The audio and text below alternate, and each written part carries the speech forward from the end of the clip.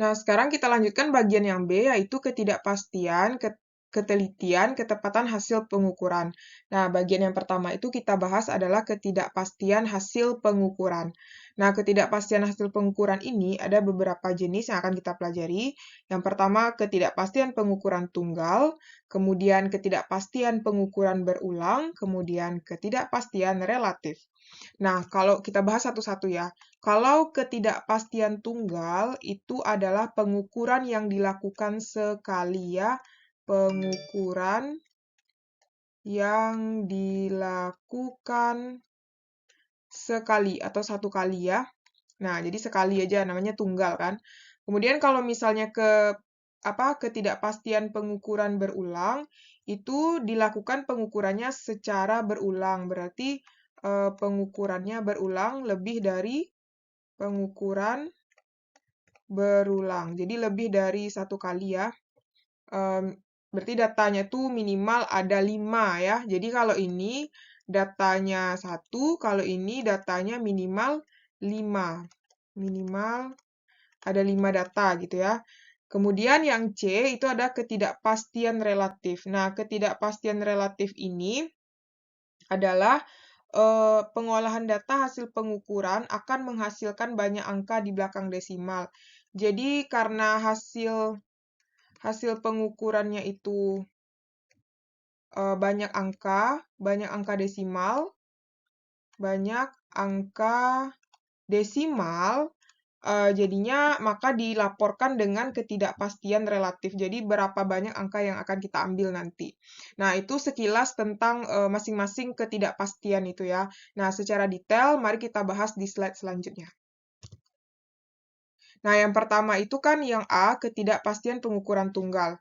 Nah, kita bahas secara detail di sini. Ketidakpastian pengukuran tunggal itu, jadi tadi kan udah kita bahas ya, pengukurannya dilakukan sebanyak satu kali. Jadi sekali aja. Kemudian hasil pengukurannya ditulis dalam bentuk ini ya, persamaan X sama dengan plus minus X0. Jadi kalau misalnya kita lihat di sini, X itu adalah hasil pengukuran tunggal ya. Jadi ini adalah hasil pengukur X adalah hasil pengukuran tunggal. Sedangkan dari X0 itu adalah setengah dari ketelitian alat ukur. Ketelitian alat ukur. Nah, contohnya gini.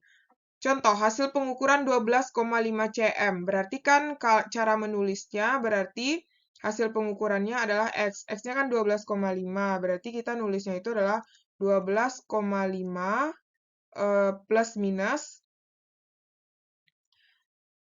Nah, jadi kan ini 12,5 plus minus. Nah, kan kalau ketelitian jangka sorong kan itu, jangka sorong itu kan 0,005 cm ya. Berarti kita buat di sini 0,05 cm. Nah, 5 cm. Nah, sekarang kita lihat di sini. Karena di sini dia punya 3 angka di belakang koma, jadi di sini yang bagian ini juga harus 3 di belakang koma ya. Jadinya ini kita tambahin nolnya menjadi, ini kan 1 baru kan, dia harusnya 3, 1, 2, 3 harus sama gitu. Berarti kita tambahin 2 lagi. Jadi penulisannya yang benar itu dengan penulisan ketidakpastian pengukuran tunggal, yang benarnya seperti ini ya. Oke? Paham ya? Sekarang kita lanjut bagian yang B. Ketidakpastian hasil pengukuran. Yang B-nya ketidakpastian pengukuran berulang. Nah, kalau ketidakpastian pengukuran berulang itu kan datanya itu lebih dari 1, minimal ada 5 ya. Minimal ada 5 data. Atau 5 kali pengukuran. Cara penulisannya yaitu sigma X atau bukan, rata-rata dari pengukuran plus minus delta X. Delta X itu adalah ketidakpastian ya. Ini adalah ketidakpastian.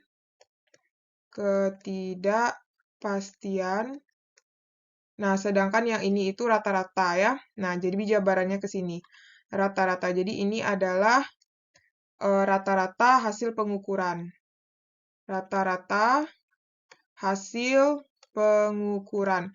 Jadi karena dia itu ada 5 kali, berarti kita rata-ratakan dibagi dengan 5. N itu adalah banyak datanya. Nah, sedangkan untuk mencari ketidakpastian dari 5 buah data itu, kita menggunakan rumus ini. Nah, jadi 1/n dikali dengan akar N sigma X dikuadratkan. Jadi nanti dikuadratkan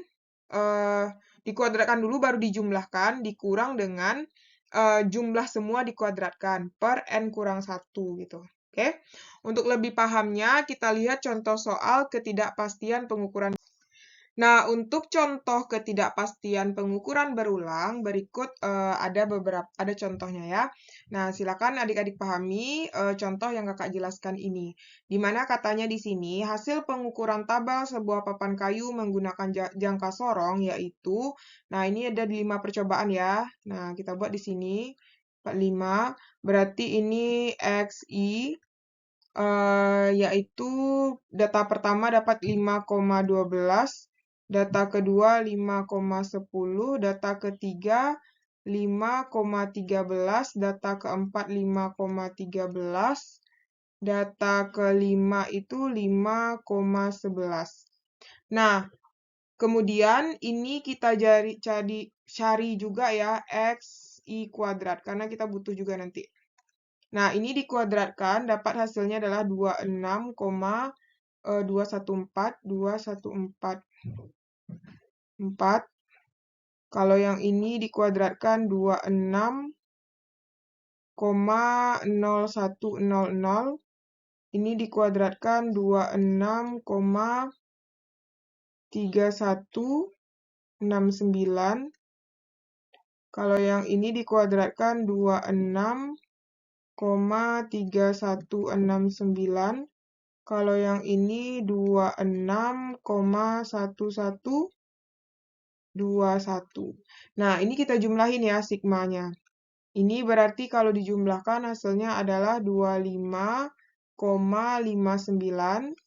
Kalau yang ini dijumlahin adalah 130,9703. Nah, jadi kan kalau kita cari yang pertama kan kita cari rata-ratanya dulu ya. Rata-rata. Nah, berarti itu adalah sigma XI per N. Berarti kan sigma XI-nya adalah 25,59 dibagi dengan 5, yaitu dapatnya adalah 5,118. Nah, kemudian baru kita cari bagian di sini tuh ketidakpastiannya. Ketidakpastian ya. Berarti kita pakai rumus apa? Ketidakpastian tadi delta X. Jadi kan delta X ini lambangnya kan.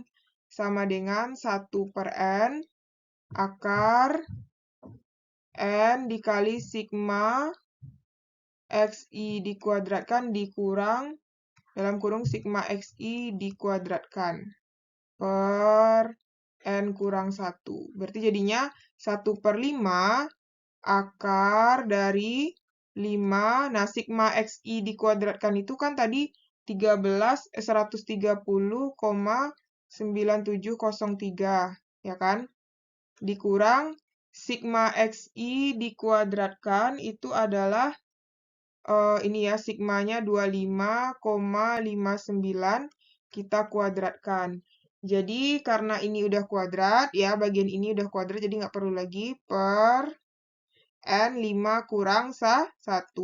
Berarti 1/5 akar, berarti 5 kali 130 itu dapat 654,8515. Dikurang, ini dikuadratin 654,8481 per 4. Berarti 1/5 akar. Terus ini kalau dijumlahin 0, ini kalau dibagi ya, 654,8515 dikurang 654,8481 itu dikurangin adalah 0,00085. Nah, dibagi 4 gitu ya, dapatnya akar 0,00085.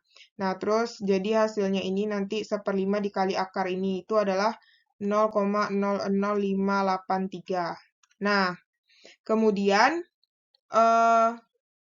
berarti kan ini ketidakpastiannya. Sekarang kalau misalnya kita mau cari ketidakpastian relatif,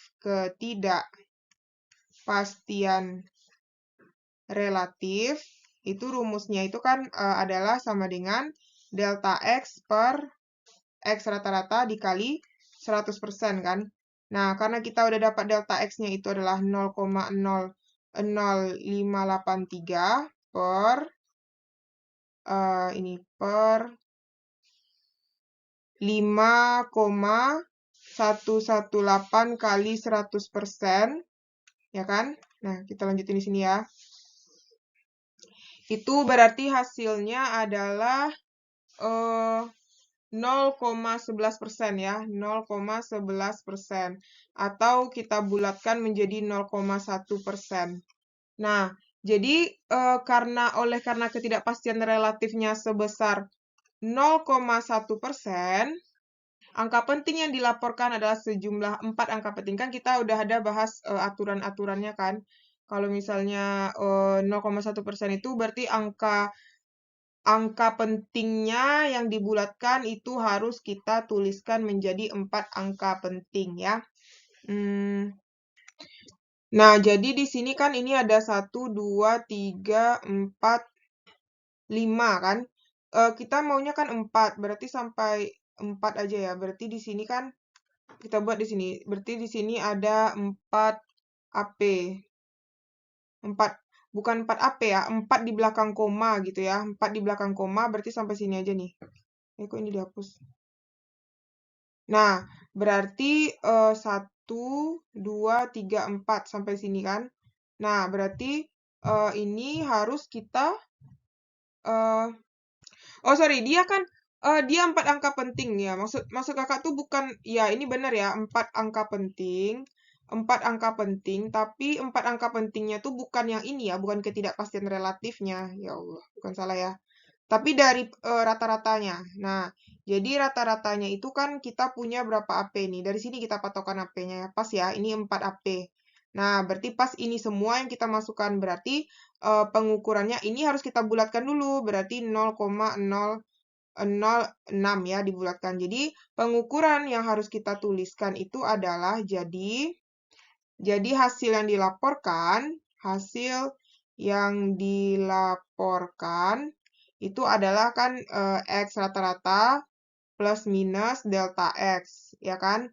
Berarti ini X rata-ratanya dapat 5,118 plus minus delta X-nya adalah 0,006. Satuannya adalah senti ya.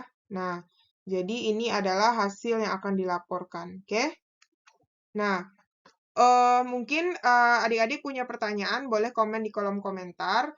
Nah, kalau misalnya udah paham tentang materi ketidakpastian pengukuran berulang ini yang kakak jelaskan, silakan adik lanjutkan mengerjakan latihannya di slide selanjutnya ini ya.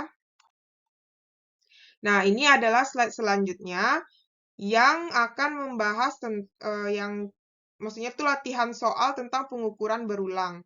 Nah, ini sama prinsipnya dengan slide sebelumnya tadi itu, caranya sama, mungkin angkanya saja yang beda ya. Ini angkanya kakak bedain.